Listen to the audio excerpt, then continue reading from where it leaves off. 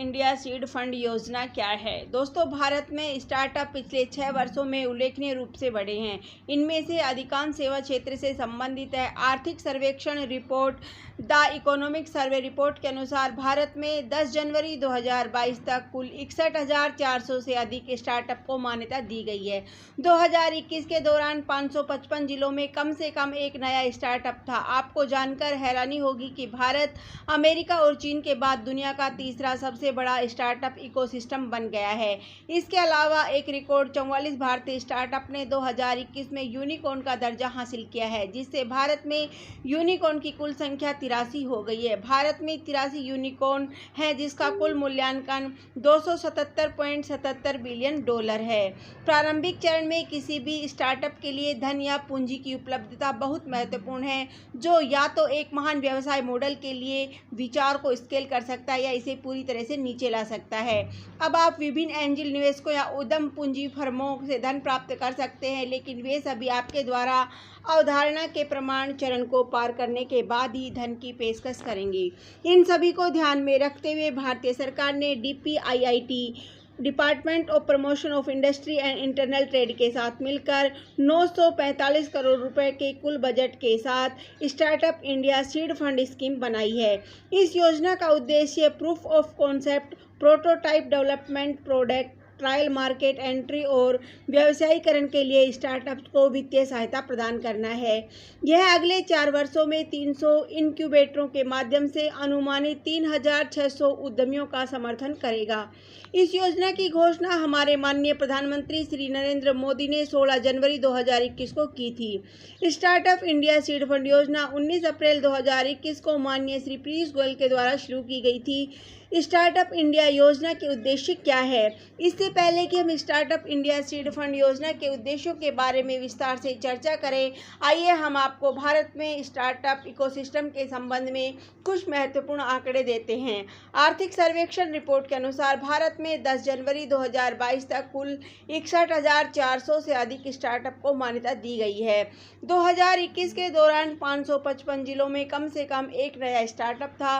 दोस्तों, एक पल के लिए जरा इस स्टेट के बारे में सोचिए। आप भारत की स्टार्टअप संस्कृति की घातीय वृद्धि को क्या आप जानते हैं कि बहुत से स्टार्टअप बहुत ही आशाजनक व्यावसायिक विचारों और नवीन समाधानों के साथ अवधारणा के प्रमाण, प्रोटोटाइप विकास, उत्पाद परीक्षण, बाजार में प्रवेश और व्यावसायीकरण के लिए शुरुआती चरण में विफल हो जाते हैं, और उनके सफल न होने का कारण है प्रूफ ऑफ कॉन्सेप्ट के विकास के चरण में धन की अपर्याप्तता।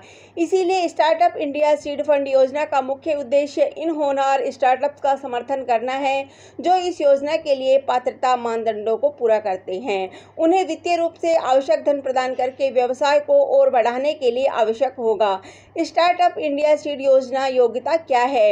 यदि आप एक स्टार्टअप संस्थापक हैं और आप SISFS पहल का हिस्सा बनना चाहते हैं, तो सबसे पहले और सबसे महत्वपूर्ण आवश्यकता यह सुनिश्चित करना होगा कि आपका स्टार्टअप DPIIT उद्योग और आंतरिक व्यापार संवर्धन विभाग द्वारा मान्यता प्राप्त है। यदि आपको DPIIT द्वारा अपने स्टार्टअप को मान्यता दिलाने के बारे में अधिक जानकारी की आवश्यकता है, तो कृपया आधिकारिक वेबसाइट पर देखें। आपके स्टार्टअप के पास एक अनोखा व्यावसायिक विचार होना चाहिए, जिसमें भविष्य के स्केलिंग की गुंजाइश होनी चाहिए। साथ ही विचार कुछ ऐसा होना चाहिए जिसे वाणिज्यिक बाजार में किसी उत्पाद या सेवा को विकसित करने के लिए क्रियान्वित किया जा सके। लक्षित होने वाली समस्या को हल करने के लिए आपका स्टार्टअप अपने मुख्य उत्पाद या सेवा में या समग्र व्यवसाय मॉडल में प्रौद्योगिकी का उपयोग करना जरूरी है। स्टार्टअप जो सामाजिक प्रभाव, अपशिष्ट प्रबंधन, जल प्रबंधन, वित्तीय समावेशन, शिक्षा, कृषि, खाद्य प्रसंस्करण, जैव प्रौद्योगिकी, स्वास्थ्य देखभाल, ऊर्जा गतिशीलता, रक्षा, अंतरिक्ष, रेलवे, तेल और गैस जैसे क्षेत्रों में समस्याओं के समाधान पर काम कर रहे हैं, उन्हें वरीयता दी जाएगी। आवेदन के समय आपके स्टार्टअप को किसी अन्य केंद्रीय या राज्य सरकार की योजना के तहत 10 लाख रुपए से अधिक की मौद्रिक सहायता प्राप्त नहीं होनी चाहिए। कंपनी अधिनियम 2013 और सेबी ICDR विनियम 2018 के अनुसार योजना के लिए इनक्यूबेटर में आवेदन के समय स्टार्टअप में भारतीय प्रमोटरों की हिस्सेदारी कम से कम 51% होनी चाहिए। स्टार्टअप के लिए DPIIT की मान्यता कैसे प्राप्त करें? आपका स्टार्टअप एक प्राइवेट लिमिटेड कंपनी के रूप में शामिल होना चाहिए या एक साझेदारी फर्म या सीमित देयता भागीदारी के रूप में पंजीकृत। पिछले किसी भी वित्तीय वर्ष में आपके स्टार्टअप का कुल कारोबार 100 करोड़ से कम होना चाहिए। एक इकाई को उसके निगमन की तारीख से 10 साल तक स्टार्टअप के रूप में माना जाएगा। आपका स्टार्टअप मौजूदा उत्पादों, सेवाओं और प्रक्रियाओं के नवाचार, सुधार की दिशा में काम कर रहा हो। उसमें रोजगार पैदा करने, धन पैदा करने की क्षमता होनी चाहिए।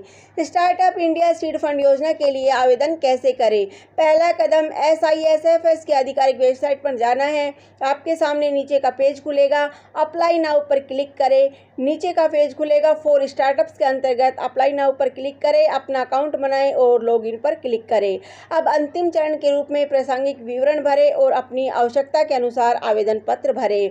स्टार्टअप इंडिया सीड फंड योजना की विशेषताएं क्या है? DPIIT उद्योग और आंतरिक व्यापार संवर्धन विभाग द्वारा गठित एक विशेषज्ञ सलाहकार समिति योजना के समग्र निष्पादन और निगरानी के लिए जिम्मेदार होगी। समिति द्वारा चयनित पात्र इंक्यूबेटरों को 5 करोड़ रुपए तक की अनुदान राशि प्रदान की जाएगी। अगले 4 वर्षों में 300 इंक्यूबेटरों के माध्यम से लगभग 3600 उद्यमियों को सहायता प्रदान की जाएगी। चयनित इंक्यूबेटरों को स्टार्टअप के प्रोटोटाइप विकास, अवधारणा के प्रमाण, उत्पाद परीक्षण के लिए 20 लाख रुपए तक का अनुदान प्रदान किया जाएगा। स्टार्टअप इंडिया सीड फंड योजना के लाभ। इस योजना के तहत सबसे बड़े लाभों में से एक टियर 2 और टियर 3 शहरों के साथ होगा, जिन्हें आमतौर पर भारत में स्टार्टअप इकोसिस्टम से ज़्यादा एक्सपोजर नहीं मिलता है। होनहार स्टार्टअप जिनमें विकास और मापनीयता की उच्च क्षमता है और प्रारंभिक चरणों में धन के लिए संघर्ष कर रहे थे, इस योजना से अत्यधिक लाभान्वित होंगे। यह भारत सरकार की एक बड़ी पहल है और यह आने वाली स्टार्टअप कंपनियों को काफ़ी प्रेरित करेगी। पैन इंडिया स्टार्टअप प्रोग्राम, जिसका मतलब है कि यह प्रोग्राम पूरे भारत में लॉन्च किया गया है। इनक्यूबेटर और स्टार्टअप के लिए साल भर आवेदन के लिए कॉल की सुविधा है। धन्यवाद। जय हिंद, जय भारत।